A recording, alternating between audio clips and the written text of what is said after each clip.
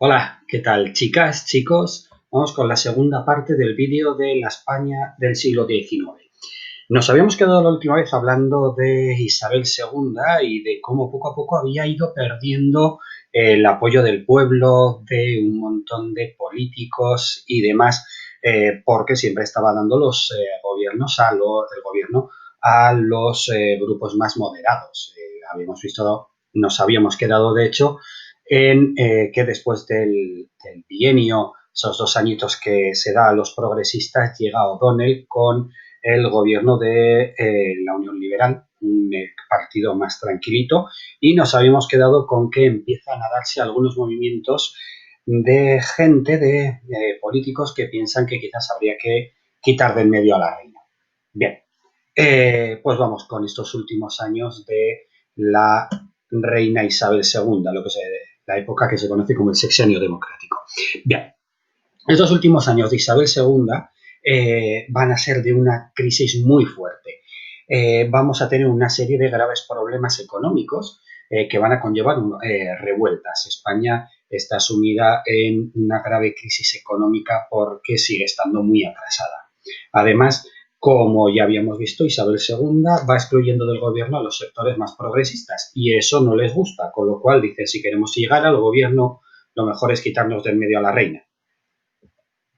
Además, tanto la burguesía como los militares no aceptan el autoritarismo del gobierno, es decir, no aceptan que no se les dé una cierta cota de poder a estos grupos militares. Recordad que habíamos hablado ya de cómo algunos militares estaban empezando a realizar lo que eran pronunciamientos, empezaban a tomar parte activa en la vida política. Y por último, la reina era realmente impopular.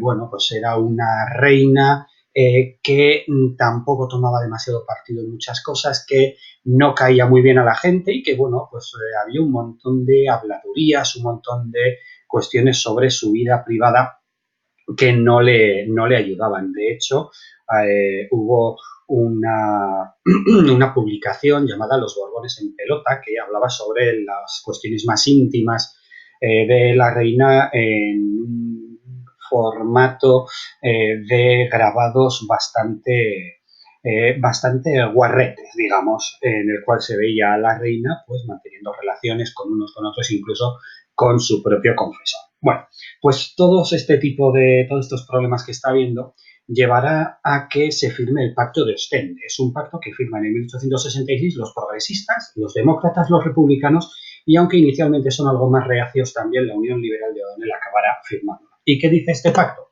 Pues que hay que derrocar a la reina y democratizar la vida política española. Fijaos que digo derrocar, no digo a matar ni cargarse a la francesa, a la, a la reina. Entonces, bueno, pues vamos a tener un momento de una revolución conocida como la Gloriosa en 1868, un momento en el que hay que elegir un nuevo rey, con lo cual casi va a ser una especie de concurso de quién va a ser el futuro rey de España, y la elección de Amadeo I, como veis, entre 1871, que apenas durará un par de años como rey, ya que en 1873 decidirá abandonar el trabajo.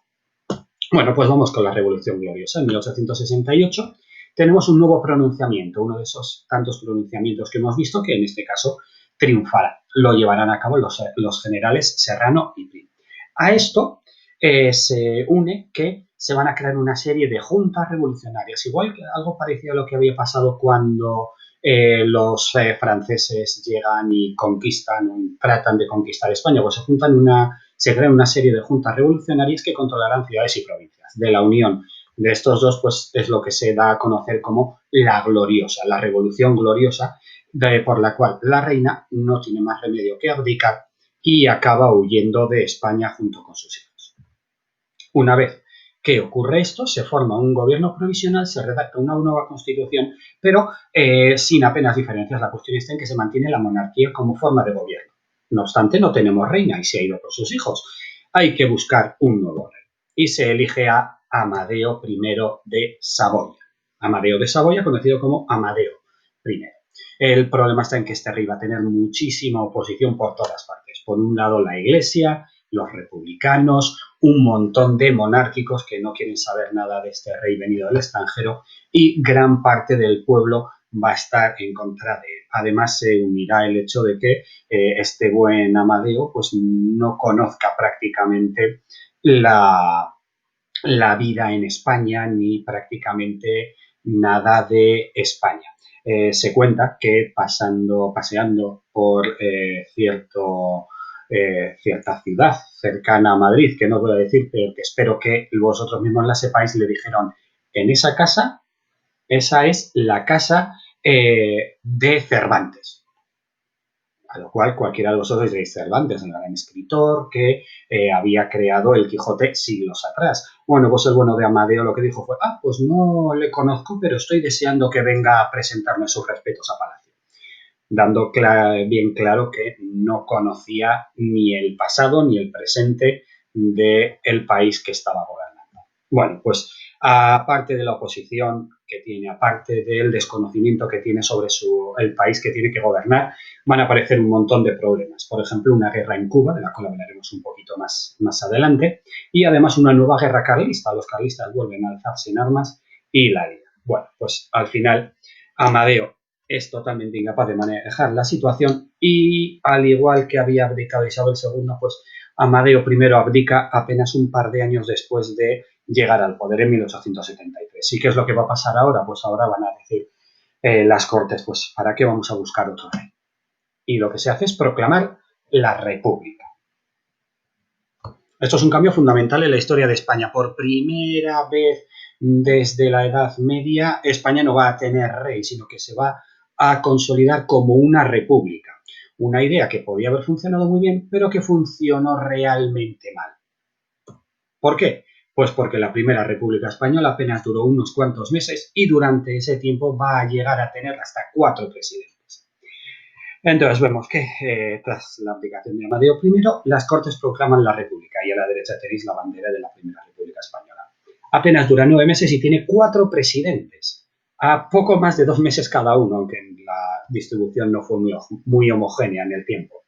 Figueras, Pi y Margall, Salmerón, Castelar van a tener que hacer frente a una serie de gravísimos problemas, que ya algunos de los cuales ya venían de antes. El primero va a ser el movimiento cantonalista. Bueno, pues la idea de la República es crear una España federal, una serie de estados que forman un supraestado federal. Entonces, España se iba a organizar como república en 17 estados, pero la cuestión está en que se van a crear una serie de cantones, es decir, una serie de territorios que van a buscar una mayor independencia y que lo que buscan es que se trate más o menos como ocurría en Suiza, con sus cantones. Se van a crear en Cataluña, algo bastante típico y que ya hemos hablado en varias ocasiones de los levantamientos independentistas en Cataluña, pero también en otras zonas, como por ejemplo en Málaga. Bueno, pues intentando mantener la unidad de España, este movimiento cantonalista va a ser muy duramente reprimido. Además, vamos a tener la guerra de Cuba en esta época. La población criolla, es decir, gente que ha nacido en América pero que son descendientes de españoles, rechaza la opresión económica española, es decir, rechaza el ser organizados desde España. Además, van a estar apoyados, financiados y ayudados por los recientemente creados Estados Unidos de América, que lo que va a querer es poder comerciar con Cuba. Cuba, como parte de España, tenía más coartada la posibilidad de, llegar a acuerdos económicos con otros sitios, pues dependiendo totalmente de la matriz en la península ibérica. Bueno, pues la guerra finalmente acabará en 1878, pero se cerrará en falso y unos cuantos años después volveremos a las andadas y Cuba acabará siendo independiente. Y por último, la que ya habíamos comentado, la tercera guerra carlista. Hemos estudiado la primera, estudiamos ahora la tercera. Hubo una segunda guerra carlista, pero que fue muy pequeñita, un levantamiento que se redujo a unos pequeños territorios, sobre todo en Cataluña, que tuvo poca importancia. Así que nos vamos a centrar en esto. Se inicia en 1872 y va a afectar a gran parte del territorio y durará 4 años nada menos. Como curiosidad, os diré, bueno, nuevamente los carlistas fueron derrotados y va a ser de las primeras guerras, de las primeras que vamos a tener con documentos gráficos fotográficos. Vamos a empezar a tener algunas fotografías. Por ejemplo, he rescatado alguna, como puede ser esta de él, en la que se ve al pretendiente don Carlos de Borbón junto con sus generales revisando los planes de campaña. Ahí le podéis ver con el bastón de mando, esa barba tan simpática que tiene, pues bueno, con una serie de generales y altos mandos revisando un mapa sobre una mesa. Esta imagen, bueno, os comento, Navarra era carlista, prácticamente toda Navarra, pero la capital, Pamplona, era liberal. Entonces, lo que va a ocurrir es que durante la Tercera Guerra Carlista, estos carlistas lo que van a hacer es bloquear Pamplona, intentando evitar que llegue avituallamiento, que llegue comida, etcétera, y pueda rendirse a ellos. Bueno, pues aquí tenemos a un soldado de caballería en Villaba, una localidad muy cercana a Pamplona, pues montando guardia para que no llegue nada a Pamplona. Y esta imagen de Pamplona que celebra la traída de aguas desde el río Arga, el río Arga es el río de Pamplona. Bueno, pues habían conseguido que llegase agua. Por supuesto, el bloqueo carlista había cortado toda llegada de aguas, y entonces aquí tenemos esta imagen en la Plaza del Castillo hacia 1874, creo que es, en la que se ve entonces Fuente de la Beneficencia, que están celebrando la gente pues la llegada de esas aguas desde el río Arga. Como curiosidad os diré que esas figuras grandes que veis alrededor son los gigantes de Pamplona, y esta es una de las primeras imágenes, la primera imagen prácticamente cuando apenas tenían 14 años. Son los mismos gigantes que siguen paseando por las calles de Pamplona hoy en día. Bueno, pues todos estos problemas van a provocar un caos enorme. ¿Y qué va a ocurrir? Pues que vamos a tener un golpe de Estado. El general Pavía, nuevamente un general, da un golpe de Estado, disuelve las Cortes y acaba con la Primera República. ¿Qué va a pasar entonces? Pues que restauración. Vamos a volver a lo que había antes. Vamos a volver a tener un rey. Acabamos con la República, volvemos con un rey. ¿Pero con qué rey? Bueno, pues lo que va a ocurrir es que el rey que vamos a colocar es Alfonso XII. Alfonso XII, el hijo de Isabel II. ¿Os acordáis? Isabel II se había tenido que ir. Bueno, pues Alfonso XII, que es su hijo, pues va a ser el nuevo rey. Entonces, en 1874 se le proclama como rey y por fin, después de un siglo XIX tan convulso, vamos a tener una cierta estabilidad, basándose en dos elementos fundamentales. Una constitución que va a intentar pues que todo el mundo pueda aceptar, una constitución aceptable por la mayor parte de las partes, y lo que se va a llamar el turnismo, es decir, que el gobierno vaya pasando de unos entre dos grupos políticos fundamentalmente, y lográndose gracias a unas elecciones totalmente amañadas. Pero bueno, vamos a ver. Como decíamos, los pilares de esta restauración va a ser, por un lado, la Constitución de 1876, que intenta satisfacer a todos, dando, por un lado, variedad de derechos y libertades, y por otro, dando tanto la confesionalidad del Estado, es decir, España va a tener una confesionalidad católica, como una soberanía compartida entre las Cortes y el Rey. Por otro lado, el turnismo que decíamos, que es que el poder va a quedar en manos de los dos únicos partidos que aceptan la monarquía constitucional. Es decir, esa constitución, la monarquía basada en esa constitución, hay solamente dos partidos, los principales, que la aceptan. Pues el poder queda en sus manos. Por un lado, los conservadores de Cánovas, que defienden la Iglesia, el orden social, y por otro lado, los liberales de Sagasta, que van a buscar que haya una serie de reformas. ¿Cómo consiguen que esté solamente estos dos? Pues gracias a unas elecciones amañadas. Gracias al caciquismo, que es que en el campo los poderosos, los ricos, fuerzan a votar como interesa, y como en la ciudad no hay ese caciquismo, no tenemos esos poderosos, se da el pucherazo, es decir, manipular los resultados hasta que interese. El problema está en que este sistema va a dejar fuera a otra serie de partidos, como pueden ser los anarquistas, los socialistas, etcétera. Entonces, esto no nos va a dar una gran solución. todos estos problemas que hemos estado viendo, todas estas cuestiones que tenemos desde la Guerra de la Independencia, con la llegada de Fernando VII, Isabel II, todo esto que tenemos, periodos de problemas, periodos de tranquilidad. Más problemas, un poquito de tranquilidad. Más problemas, república, un rey, otro. Pues todo esto se va a vivir desde los territorios hispanos en Sudamérica, de una manera bastante grave. Lo van a ver como que la zona central de España, la zona peninsular, no tiene capacidad de atender sus necesidades y sus problemas. Entonces, en esta época es cuando se va a ir dando esos movimientos de independencia que van a hacer que se acaben creando una serie de países nuevos en Hispanoamérica, en Sudamérica, que se separen de la corona española. Así pues, como vemos, esta época de independencia va a tener una serie de causas. Para empezar, el descontento de los criollos. Si recordáis, habíamos visto que los criollos eran los descendientes de españoles que habían nacido en la propia Sudamérica. Este grupo va a ser muy poderoso económicamente, pero la política va a estar dirigida desde Madrid, lo cual, lógicamente, no les va a gustar. E igual que habíamos visto en Francia, igual que hemos visto en todos lados, cuando el que tiene el poder económico no tiene ningún acceso a poder político, pues acaban dándose problemas. Además, en esta época, las ideas liberales y nacionalistas van tomando forma también en Sudamérica. Se difunden por esa época y van tomando el ejemplo de la Revolución Francesa y sobre todo de los Estados Unidos. Y por último, una cuestión más externa, como puede ser el interés del Reino Unido, porque los territorios en Sudamérica pertenecientes a la corona española fuesen independientes. ¿Por qué? Porque lo que necesita el Reino Unido, lo que quiere es comerciar con ellos. No puede comerciar como quiera porque estos territorios dependen de Madrid, dependen del Reino de España, y si fuesen independientes podría comerciar con ellos mejor. Eso es algo que les interesa mucho.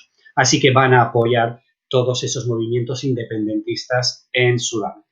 Vamos a ver que hay dos fases. Una primera fase, hasta 1815, que en la que digamos que se aprovechan del vacío de poder por la Guerra de la Independencia, y luego ya una segunda fase entre el 16 y el 24, en la cual eclosionan todos esos movimientos y se forman todos esos nuevos países de los que hemos estado hablando.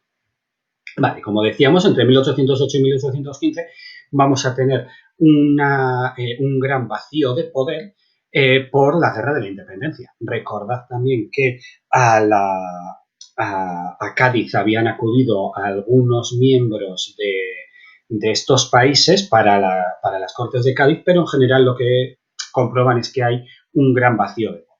No obstante, con la vuelta de Fernando VII se hará un importante esfuerzo por recuperar todos estos territorios que se reincorporarán a la corona española, salvo el nombrado aquí Río de la Plata.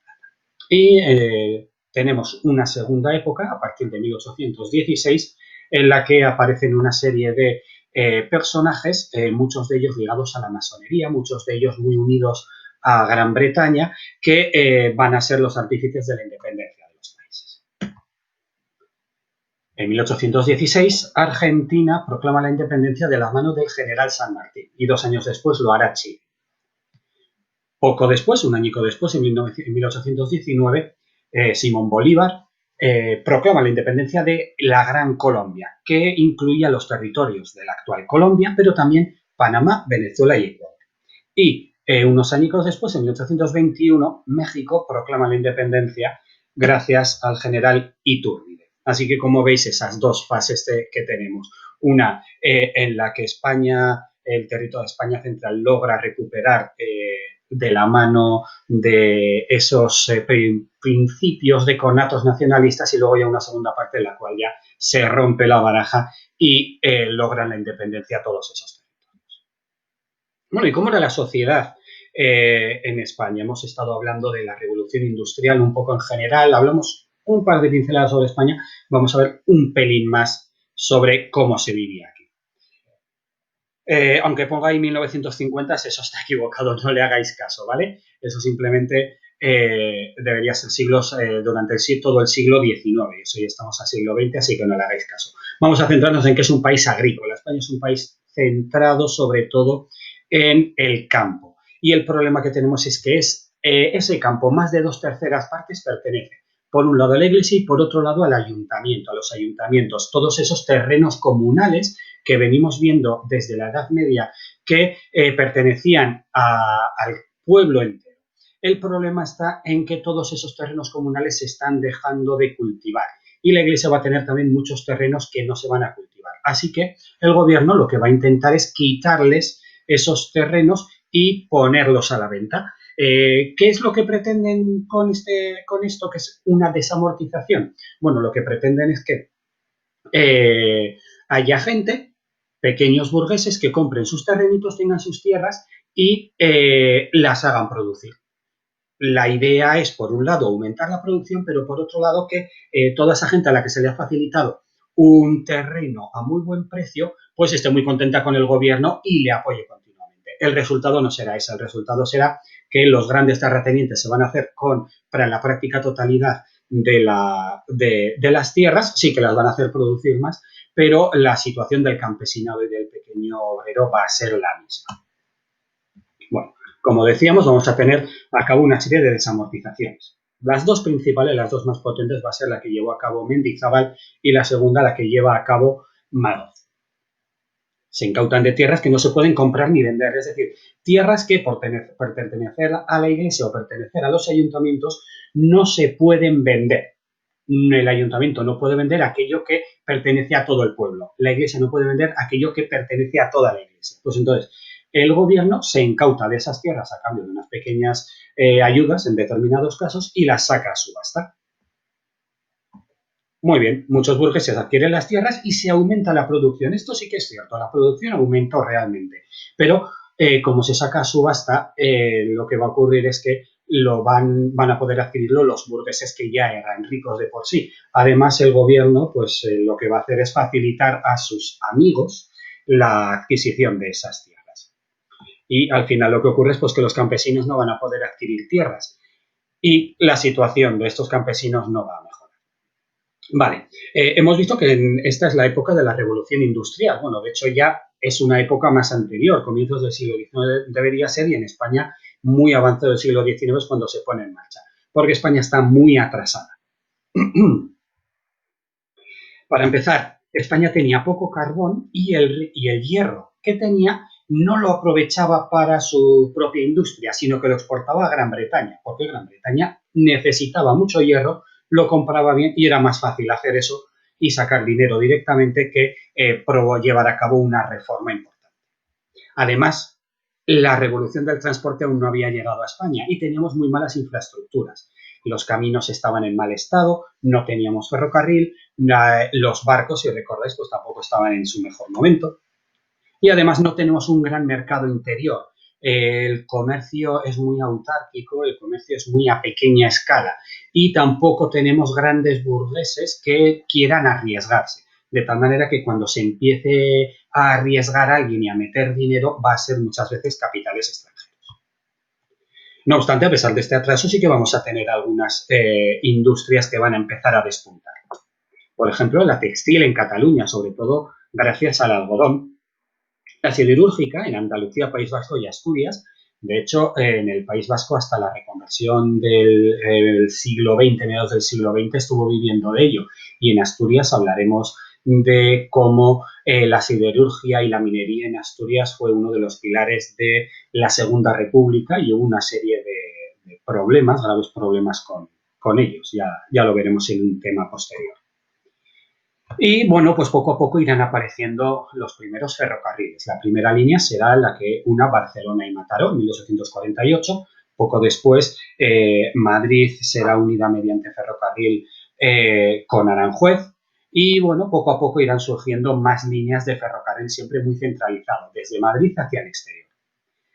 Se formará en 1829 el Banco de España, primero tendrá otro nombre, poco a poco se reconvertirá en Banco de España, y en 1831 abre la Bolsa de Comercio de Madrid que permite pues bueno, comerciar, como habíamos visto en el tema anterior, con participaciones en empresas. Todo esto pues nos va a llevar a que haya un comienzo de movimiento obrero. Vamos a tener unos personajes que van a ser importantes y que nos van a formar pues, algunos de los partidos políticos que han llegado hasta ahora. Hasta el último tercio del XIX apenas hay protestas. ¿Por qué? Porque es todo muy local, no está centralizado. Entonces, bueno, tenemos algunos conatos, algunas pequeñas protestas, pero muy pequeñitas y reducidas localmente. Sobre todo estos primeros actos serán acciones luditas. Si recordáis del tema anterior de la Revolución Industrial, las acciones luditas son aquellas que están destinadas a destruir la maquinaria, dado que acusan a esa maquinaria de ser la causante de todos los problemas y de la falta de trabajo. Pero poco a poco irán apareciendo las primeras asociaciones. ¿Cuáles van a ser? Bueno, pues el anarquismo, que en el 68 Fanelli llega desde el extranjero, desde Italia, y nos organiza la sección española de la Primera Internacional. Este anarquismo se va a difundir sobre todo mucho en Andalucía, bastante en Cataluña de una manera bastante activa, digamos, y Valencia. Vamos a tener de dos tipos, el anarquismo sindicalista, que es más moderado, busca soluciones más pacíficas, y el anarquismo radical, que será partidario del terrorismo. En Cataluña de este anarquismo radical habrá bastante y en Andalucía también en varias zonas. Y en 1910 se va a fundar la CNT, Confederación Nacional de Trabajadores. Como os podéis imaginar, esto es un sindicato que continúa hoy día, aunque de forma bastante más reducida que en su momento. El otro grupo político que va a aparecer en esta época va a ser el socialismo, fundado por Pablo Iglesias. No confundir con el actual Pablo Iglesias, fundador de otro grupo político llamado Podemos. Aquí estamos hablando de finales del siglo XIX, cuando Pablo Iglesias funda el Partido Socialista Obrero Español, PSOE, partido que todavía funciona hoy en día. Poco después, muy vinculada a él, se creará la Unión General de Trabajadores, o UGT, un sindicato que también continúa funcionando hoy día. Y sí que es cierto que el anarquismo va a tener mucha más importancia que el socialismo en España, aunque el socialismo va a tener una cierta importancia sobre todo en Madrid y en el País Vasco. Bueno, pues hasta aquí este tema. Ya habéis visto que es un tema denso porque tiene mucho cambio. El siglo XIX es un siglo apasionante en la historia de España porque ocurren un montón de cosas. Ya veis, hemos tenido una república, hemos tenido reyes, abdicaciones, hemos tenido de todo, levantamientos, pronunciamientos, golpes de Estado, ¡puf!, de todo. Bueno, y la que nos espera, porque una vez que acabamos con esto, pues llegaremos a Alfonso XII, que ya lo hemos empezado a estudiar, veremos Alfonso XIII, la Segunda República y el golpe de Estado que acabará con una guerra civil de 3 años que destrozará España. Pero bueno, eso será en el futuro. Yo por el momento os digo mucho ánimo. Este tema, si lo cogemos con gusto, es muy divertido y tiene mucha cosa que bueno, más que divertido, es muy apasionante. Más que divertido. Y yo creo que es un tema que nos puede gustar mucho. Pero por de pronto yo, como siempre os digo, hasta el próximo vídeo.